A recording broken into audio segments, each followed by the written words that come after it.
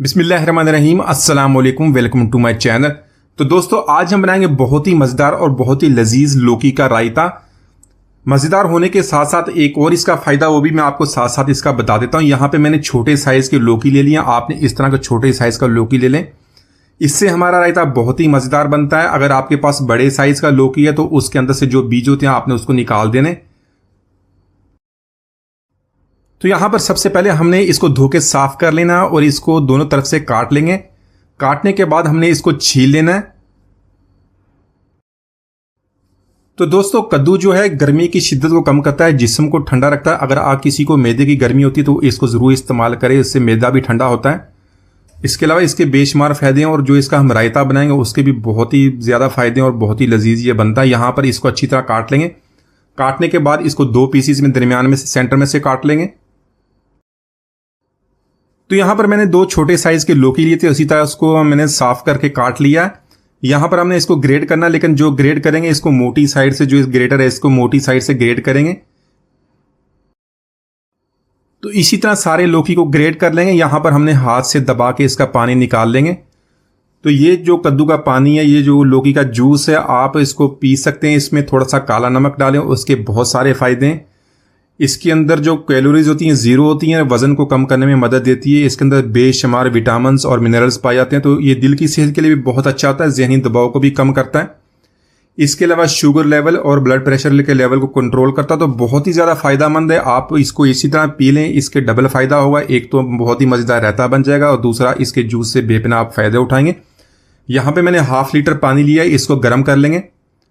तो कद्दू का हमने हाथ दबा के पानी इसका निकाल लिया था, कद्दू इसके अंदर ऐड कर लेंगे और इसको अच्छी तरह गर्म करेंगे तकरीबन 3 से 4 मिनट तक।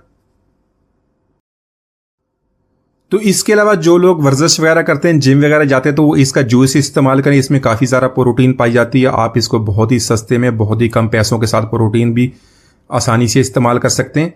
या वो लोग जो इसको वजन कम करने के लिए इस्तेमाल करना चाहते हैं वो भी इसका इस्तेमाल करें। इससे भूख का एहसास कम होता है, वजन को कंट्रोल करने में मदद मिलती है। तो बेशुमार इसके फायदे हैं। यहाँ पर हमने इसको बॉयल कर लिया 3 से 4 मिनट तक, और इसको जब अच्छी तरह ये गल जाएगा तो इसको निकाल लेंगे। तो यहाँ पर हमने लौकी को पानी में से निकाल लेना और इसको छान लेंगे। इसको एक स्ट्रेनर में हम शिफ्ट कर लेंगे। तो इस तरह इसके अंदर जो पानी है उसको निकाल लेंगे और इसको ऐसा ऐसा प्रेस करेंगे ताकि इसके अंदर से पानी निकल जाए। इसी तरह दबा के इसके अंदर से हम सारा पानी निकाल लेंगे, क्योंकि इसके अंदर पानी नहीं होना चाहिए, वरना जो हमारा रायता, हमारा दही है, इसको डालने से वो पतला हो जाएगा और उससे जो इसका टेस्ट भी फीका आएगा।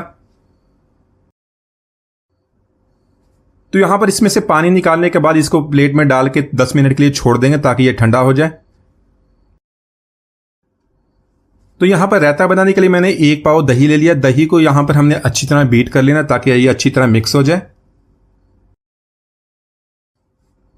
यहां पर लेंगे बारीक कटा हुआ टमाटर और एक बारीक कटा हुआ प्याज। प्याज मैंने मीडियम साइज का लिया है।